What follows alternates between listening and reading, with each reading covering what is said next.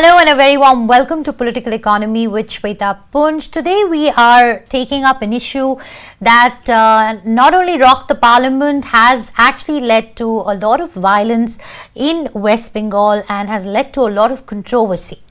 The big question, is the Waqf Act a reform, a necessity or repression? The Supreme Court is set to hear today a batch of petitions, including those by different political parties in India, against the constitutional validity of the Waqf Amendment Act 2025.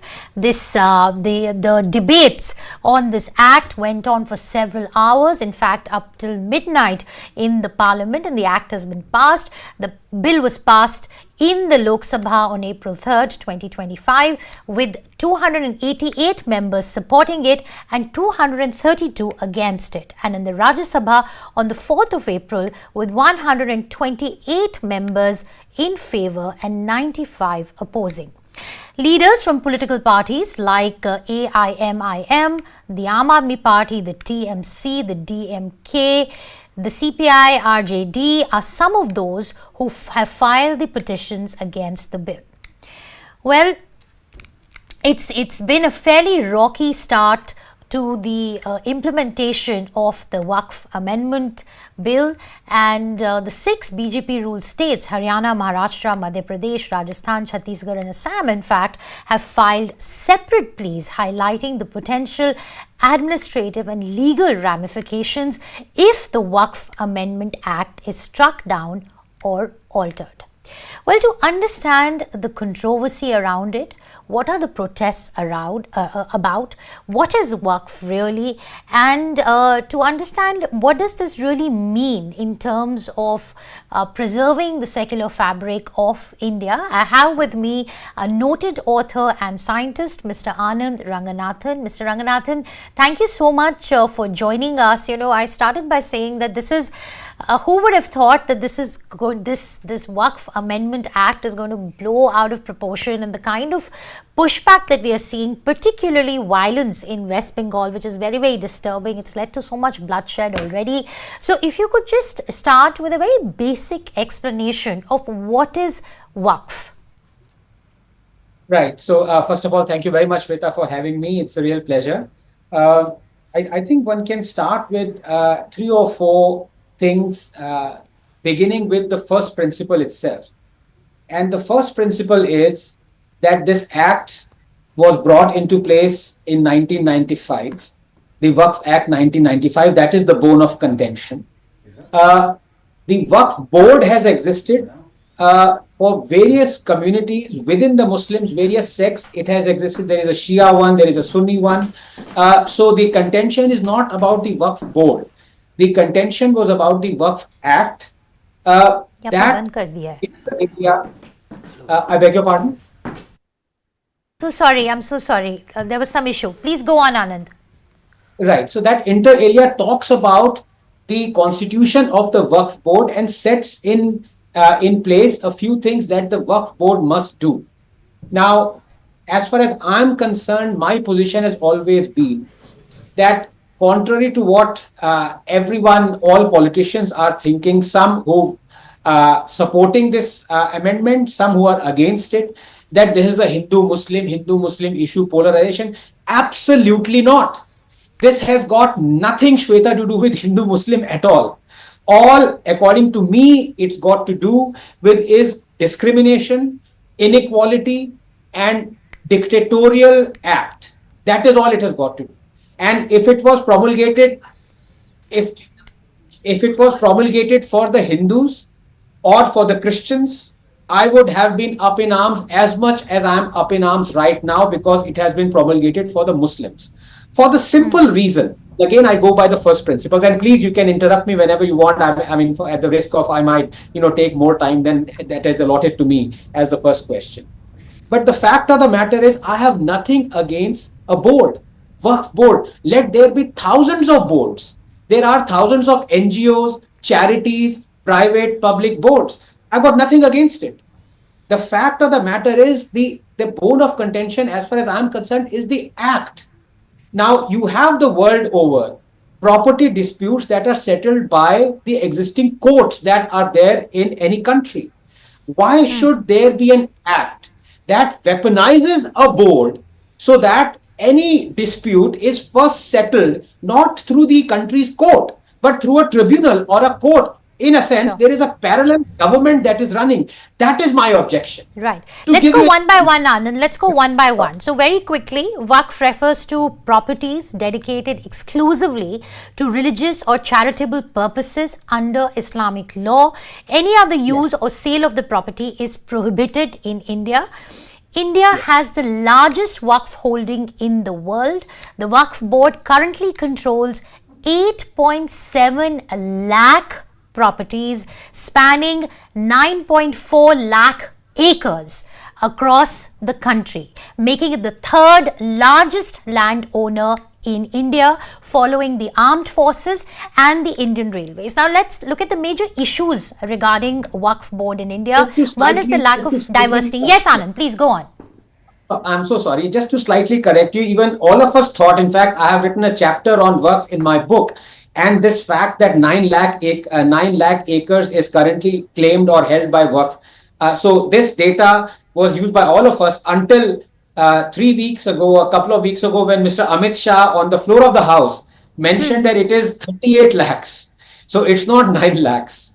So now, yeah, and he's not been corrected on this. So I think that stands. His contention was that for 100 years, from 1913 to 2013, the Waqf controlled 18 acres, and in the last 10 years, it has controlled 18 lakh acres, and in the last 10 years, it has now claimed 20 lakh acres more. Oh So my in total, it is about almost 40 lakh acres, not 9 lakh. Sorry, I just thought I'll just put that. No, thank you so much because the internet is still showing 9 lakh acres as the number, and I think thank you so much for that clarification. So 40 lakh acres. Now these properties are governed by a board in India, and the whole issue around it has been the lack of diversity in the constitution of the board, the irrevocability of Waqf properties, and lack of judicial oversight. There has been misuse of provisions, and as someone was explaining to me, that if the board decides that a particular property, for instance the building where I'm sitting in, is a Waqf property, I personally will have no rights. I will have to hand it over to the Waqf board. Am I right, Anand?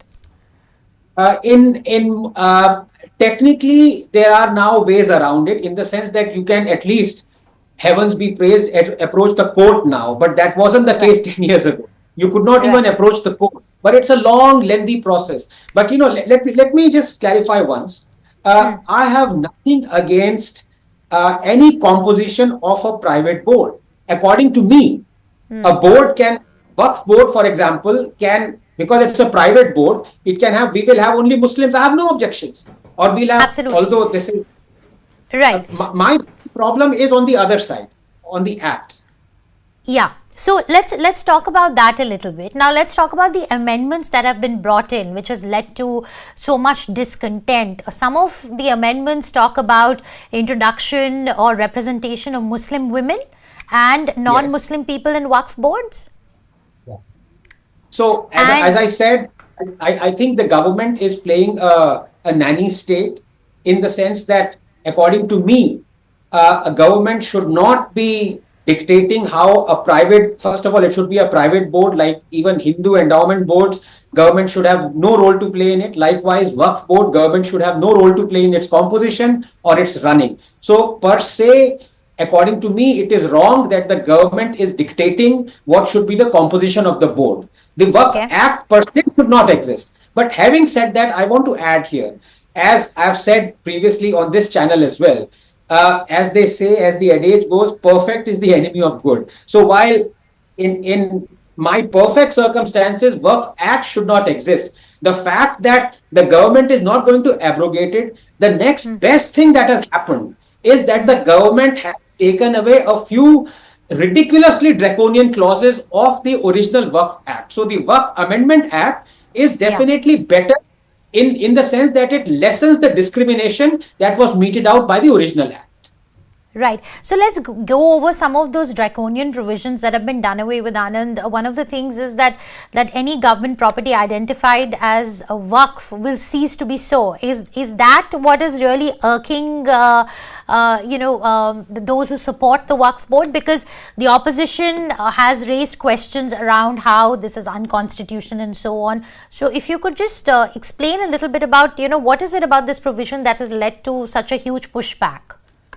Well, the pushback certainly has been that how dare you tell us what not to take over and what to take over. Basically, that is the thing. Otherwise, a government property being claimed by Waqf from now on, it cannot happen unless you go to the court, unless Waqf goes to the court like any other board.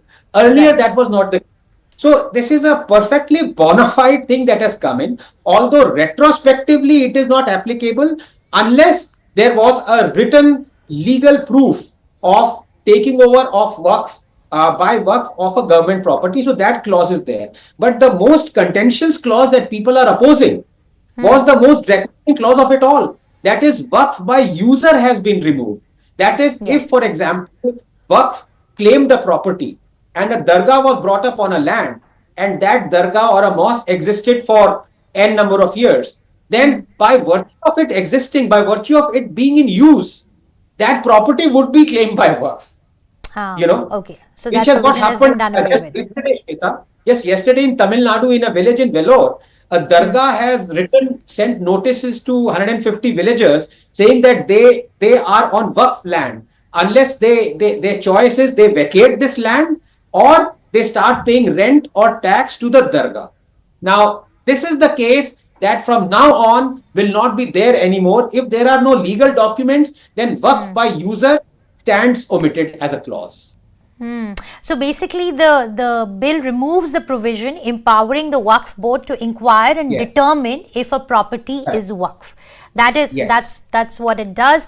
It also allows the central government to make rules regarding registration, publication of accounts of Waqf, and publication of proceedings of Waqf board. So Anand, what I'm really baffled by is that we've had this institution for hundreds of years, and in India it has become extremely powerful. Every institution needs to have some sort of accountability, some sort of transparency. But the way Waqf had been functioning until now, from whatever I've understood, it operated in in a silo. It regulated itself. It was all very incestuous. So now there is some sort of transparency that's coming in. Having said that, it's unnerved people, unnerved political parties, unnerved vote banks. But overarchingly speaking, Anand, how different is what India doing, different from how Waqf has been, handled with in other countries? Because other countries have brought in laws as well to regulate it, to bring in more transparency.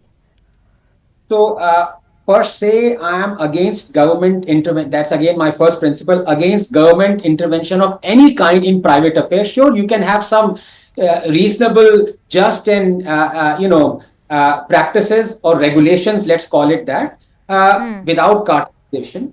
So I'm against, as I said, government dictating how a board should run, and likewise, government should not and cannot dictate how a Waqf board should run. And government bringing in transparency is like an oxymoron. Governments generally bring opaqueness, not transparency. So fundamentally, it is wrong for the government to dictate how any board should run. As I keep saying, the problem is not in the board. Let the board have whatever number of members they want to have. Let the board run into problems of its kind like any board. Any private entity, private company would have a board that would sooner or later or sooner than later run into problems that they might or might not solve. That's a private entity altogether. That's their business. So my objection is, why on earth is there an act that is weaponizing this board? That act does not exist for any other community, does not exist for any other private party. That is where the discrimination is. So all this brouhaha would never happen had the government simply got out of the Waqf board, how to dictate it, and the government abrogated the act. Either that, or you promulgate a similar act for other communities. No, so you are Let me give you saying an that. example to illustrate this. Sorry, Shweta, if I may. Sure, So for absolutely. example, yeah, if the government promulgates an act like Waqf Act for Hindus, let us call it a Sanatan Act. Now Sure. that, according to that act, there would be a tribunal, there would be a survey paid for by the state. First of all, how on earth is a secular state paying for a religious survey is in itself, wrong. The fact of the matter is, tomorrow, if any Hindu board or a charity or organization, let us say it claims Jama Masjid to be on its land. Now, Yeah. obviously, by definition, every mosque in India is on Sanatan land. So that that itself is a premise. But let us say the Muslims are aggrieved. Now, under normal circumstances, they would go to the court immediately. They would file a petition in the High Court. They say, well, how has this Hindu board claimed Jama Masjid as being on Sanatan land? But if that Waqf equivalent act for Hindus existed, then the Muslims cannot approach the court.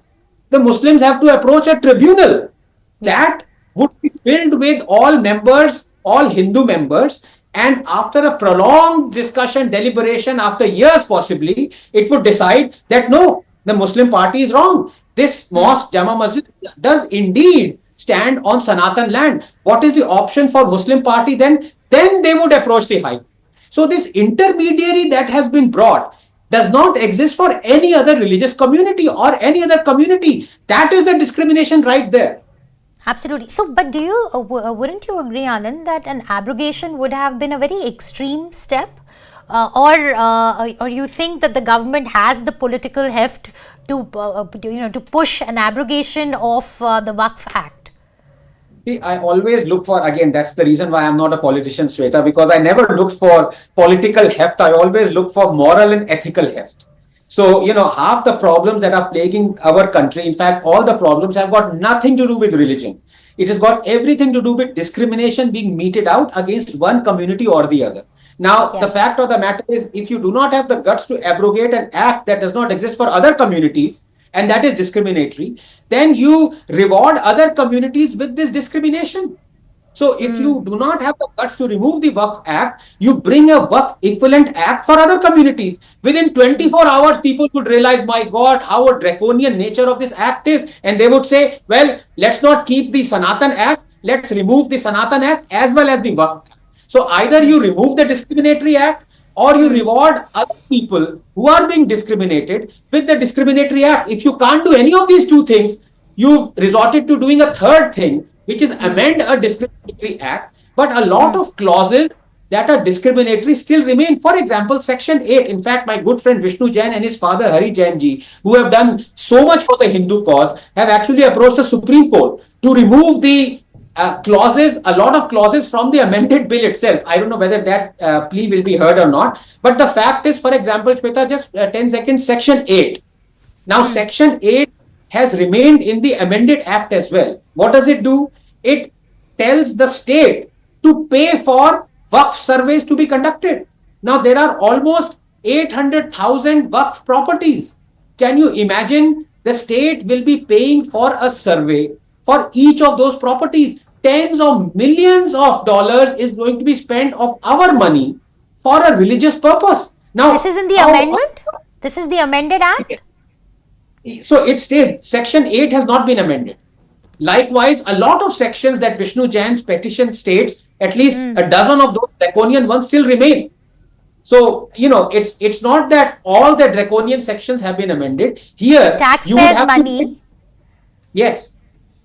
Taxpayers' money is now going to be spent on Waqf board instituting surveys for Waqf properties.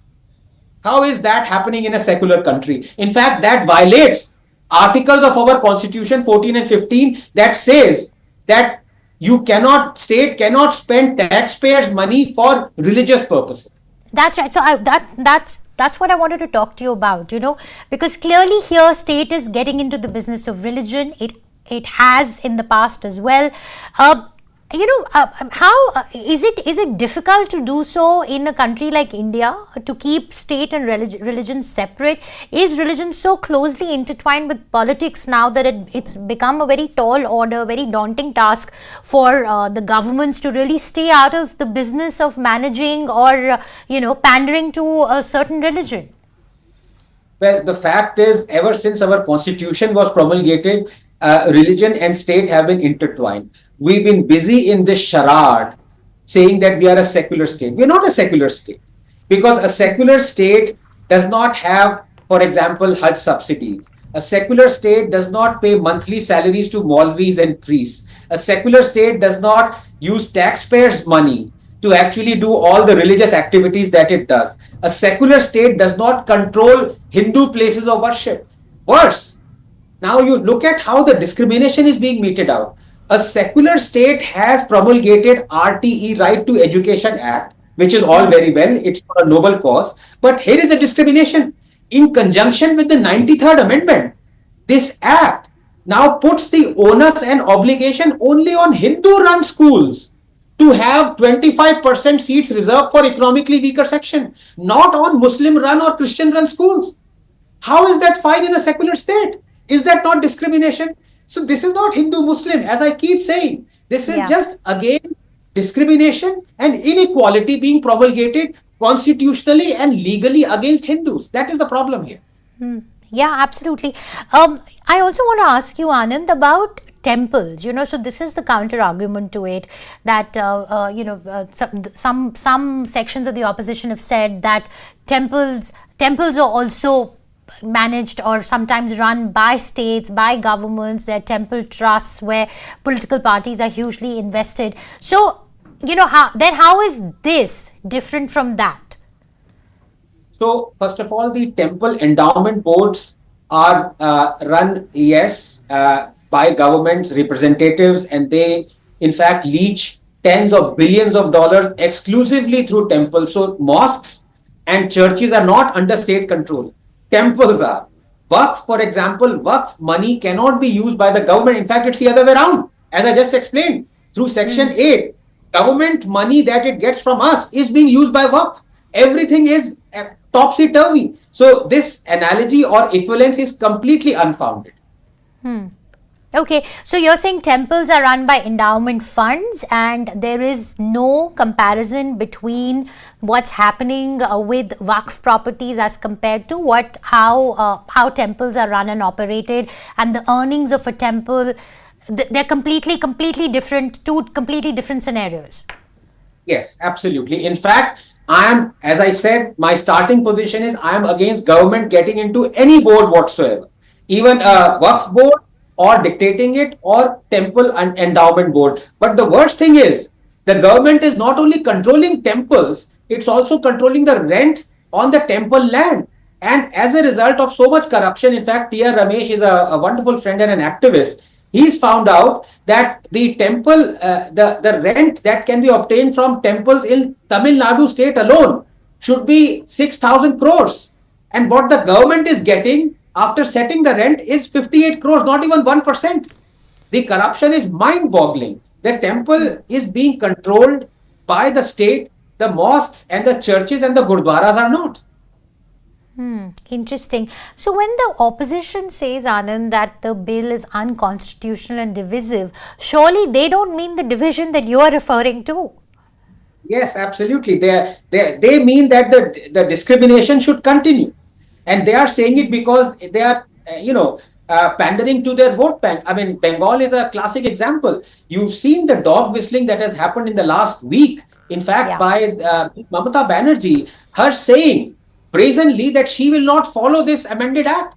Now, constitutionally, she is bound to follow it. I mean, there is no precedence where, forget about concurrent list or non-concurrent list, a state not following a law or an act promulgated by the parliament. It can only happen if the state approaches the Supreme Court, which many parties have, and the Supreme Court overturns the act. Secondly, it can only happen if the state promulgates an act that opposes the Parliament Act, Central Act, and the President puts an assent to it. Now, the first possibility is their Supreme Court might, through quote-unquote judicial reach, might say that the act promulgated by the center is wrong. So yes, under those circumstances, then nobody has to follow that act. So that includes the states. But the second possibility is non-existent. The president is never going to give an assent on a state act that overrides a central act. And Mamta knew this. Despite this, she has dog whistled. And thousands of people have poured onto the streets to exhibit their street veto. What is happening in Bengal is a direct example of classic dog whistling. It's so unfortunate, Anand, because we're talking about lives being lost here. We're talking about so much bloodshed that's happened, and the real tragedy is that no one is going to be held accountable for this. You and I can talk about this here, and social media is, of course, full of both sides of the story. Really, I don't really understand the other side of the story too well in this particular case, but. So going forward, depending on what happens in the Supreme Court also today, how do you see this playing out, Anand? Because it's a bit intimidating, it's a bit scary to see what we are seeing in Bengal. And it worries me as a citizen that if these protests, or if this kind of violence can be seen in other opposition ruled states as well. And it would be.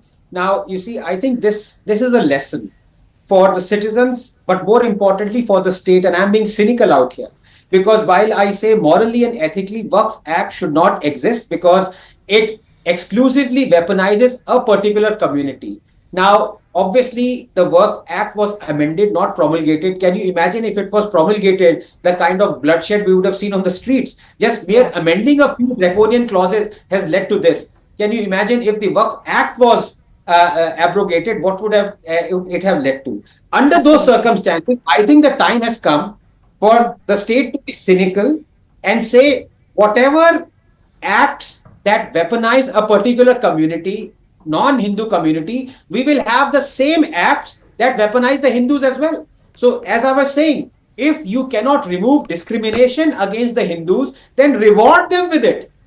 So that's the only option. There, the Muslims cannot say, oh, we've been dealt with harshly because the Waqf Act still remains.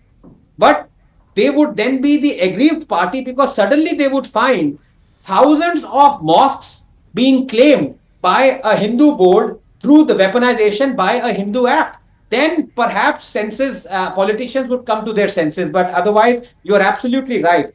Any good thing, moral or ethical thing that this government does, irrespective of the religion or agnostically, will be protested. We've seen it in farm laws. I mean, the 3 farm laws verbatim in the election manifestos of each of the opposition parties. But the moment Modi brought them, all hell broke loose.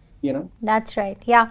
And also, I just want to tell our viewers that with this amendment, the center can also order an audit of the accounts of Waqfs by CAG or a designated officer, which according to me is a big reform really, because if you're owning property worth 40 lakh crores across the country, imagine the money that's coming in, and until now there was absolutely no scrutiny or no accountability whatsoever of all the funds that those properties would be generating. Yes, but again, as you must be sick to death of my going back to the first principles. But as I said, it's not the government's job to perform audits on private boards. This is not private because government has not made it a private board. But for example, Reliance or any other industry, Adani's, they conduct their own audits. They have to, because their success depends on getting money from the shareholders and the stock market. So the more prudent they are in commissioning audits, the better their chances of success is. The government does not perform audits on private enterprises, right? So the government, CAG, does not audit Reliance or Adani Industries. They themselves do it using private firms, which is how it should be. Now, the government auditing Waqf board, to me, but as I said, the thing is so muddled up that the government actually has a role to play in the Waqf board. Ideally, it should not be there. So this question of audit should not even come. All right. Okay. Thank you so much, Anand Ranganathan, for that very nuanced perspective. You heard Anand there on the different complexities of the Waqf Act. Of course, he believes that the government should not be in the business of any religion whatsoever, and the Amendment Act should actually have abrogated the original Waqf bill. So that's Anand's take. But having said that, of course, that could have led to a lot of uncertainty and maybe a huge pushback across the country. What we are seeing right now again are very politically motivated protests that are happening, and as we speak today, the Supreme Court is set to hear petitions challenging the amended act. We'll keep tracking the story right here on Moneycontrol, and do send us your thoughts and feedback in the comment section below. And a big thank you to Anand for joining us with that perspective. We'll be back next week with more. Thank you.